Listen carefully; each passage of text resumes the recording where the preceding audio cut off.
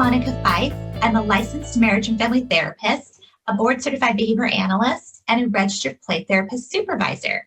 I'm here today to share some information on a very popular and needed topic of social skills. Social skills is something that I have a passion for. I've done lots of research in this area, and I have designed and run many social skills groups for kids, teens, and young adults. And it's just something that I'm very passionate about. So there's many areas under the domain of social skills, right? It's such a broad concept, but something that, if overlooked, can really cause our children and our teens anxiety, depression. They could be the victim of teasing or bullying, social isolation, social rejection, and it could even impact their family relationships, peer relationships, and even in the future, their romantic partners and their work relationships. So it's definitely something vital that we take the time and be mindful about to focus on and support our kids and teens the best we can. So, there's so many areas that you could look at for little ones. For example, there's joint attention, which if you focus on at a young age can really have wonderful, long-lasting effects in a child's language and cognitive abilities for a lifetime. And then for, older teens, there's wonderful programs like the PEERS program from UCLA, which is something that I'm a certified provider in, and myself and my wonderful team at Our Village, we love to provide PEERS groups for our teens and our young adults in the community. But let's focus this talk today on kids. And I was thinking, what would be a good takeaway that you can use right in your home to support kids, or as teachers support your students and practice social skills? I'd like to talk to you today and teach you something very special and succinct and fun and easy called teaching interactions. Teaching interactions were developed by Minikin and colleagues in 1976. And back then they called it the teaching family model.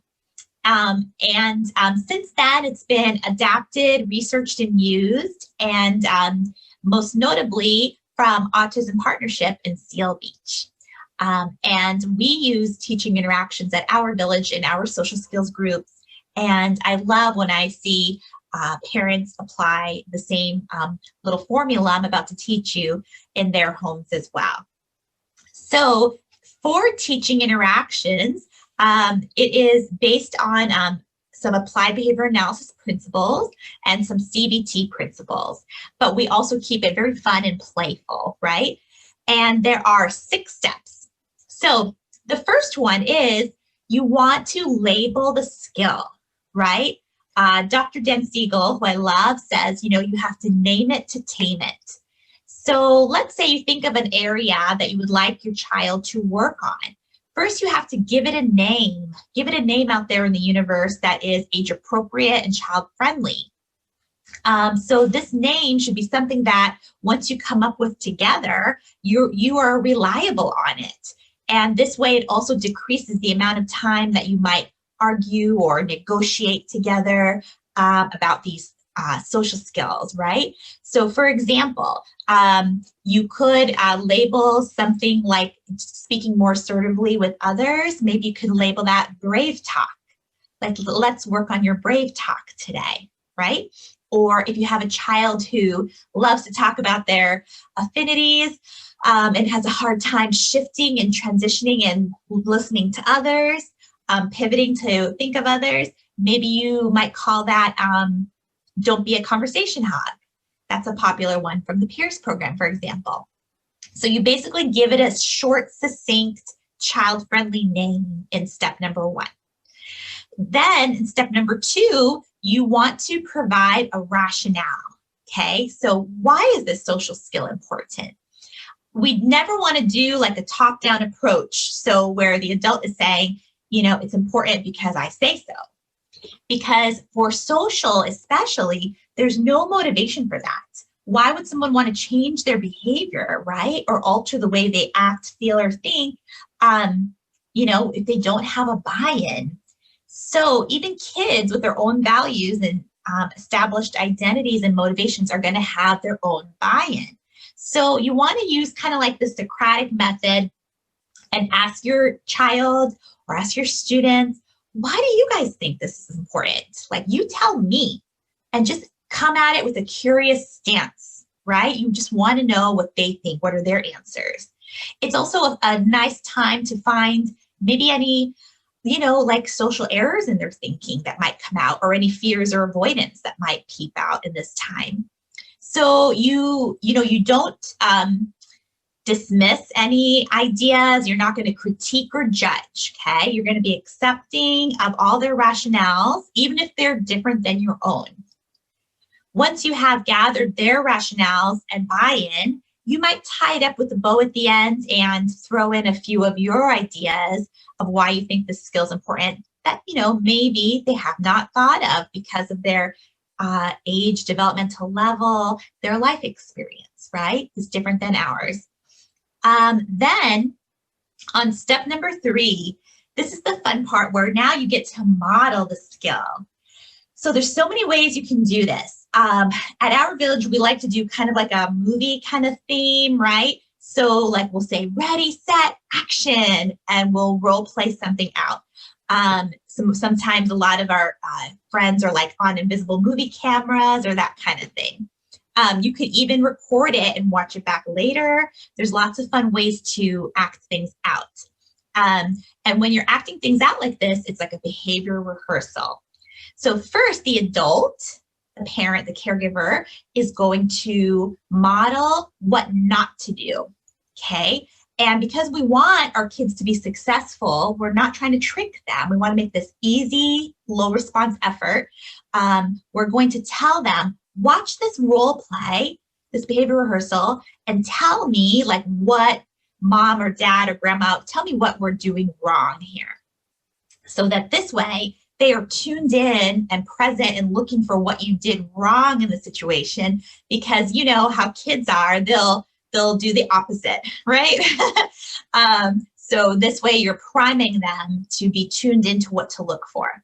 So then you act it out with a partner. You can act it out with another child, a sibling, another adult. You can even act it out with the doll. You can even act it out doll to doll or puppet to puppet. There's so many ways you can do it. Sometimes for teens, I'll draw comic strips and we use people and talk bubbles, and you can act it out that way too. So there's something for everyone.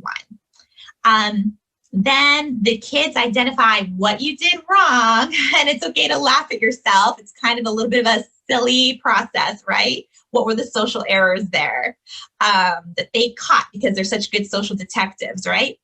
Then you're going to say, okay, give mom another chance to fix it. Now I'm going to flip it and try to do my best to do it more right. And so now you're going to say, watch us and see what we are doing right or correct or cool. There's lots of fun things you can say there. So then you, again, act it out, and your child or teen will give you some feedback on what they caught you doing more right. And then, is the fun part where the kids get to come up and practice. So that's the next step. Now remember, when the kids are practicing, they might want to practice the incorrect way. But the problem with that is, even though it's silly and funny to do that, you don't want to inadvertently reinforce something that then is hard to wind back, right? So we only want them to access reinforcement contingent on doing it the right way, okay? So then they're going to act it out the right way, and you are going to really look for what they're doing right. Not everything has to be perfect. You're really honing in on the skill that you're breaking down and modeling for your family, for your kids. So then you're going to do the same thing, ready, set, action. The kids are going to practice. They can practice with you, again, with kids, siblings, dolls, whatever you like. Then ready, set, action, and cut. And then one of the parts that I love to add to this, which I learned again from Autism Partnership in Seal Beach, is their cool, not cool discrimination. It just adds another layer so that people who are watching are not just passively watching like a role play in front of them, but like let's say you have other students there or more siblings there and everyone's watching. They have an active role in it also, where they are watching the role play and they're going to use like thumbs up, thumbs down, or they're going to say that was cool or that was not cool, or even maybe. There's other fun things you can say, though, of course, when discriminating. This way that the audience that is watching, they have something to do. We call it like active student responding. So they're not passive. They're doing some active learning as well. By watching and discriminating, you could also say like, this was the old way, but that was the old way, but this is the new way to do it. You can say cool, not cool. You can say expected, unexpected. You can say, watch me what I'm doing right, watch me what I'm doing wrong. Lots of fun things you can say. But what, of course, we don't want to say is good or bad. So basically, you don't want to put like judgment on it, okay? Because we're accepting, and everyone is going to have like a different spin on it, and that's okay. In fact, we tell our group members all the time, we're teaching you these tips, but then we want you to make it your own, in your own genuine style. We just want to see that you have like the framework first, and then we want your, amazingness to like shine through. Okay, so then after those fun role plays, and again, there's another tip I'd like to share is that you can also do what's called a cognitive rehearsal.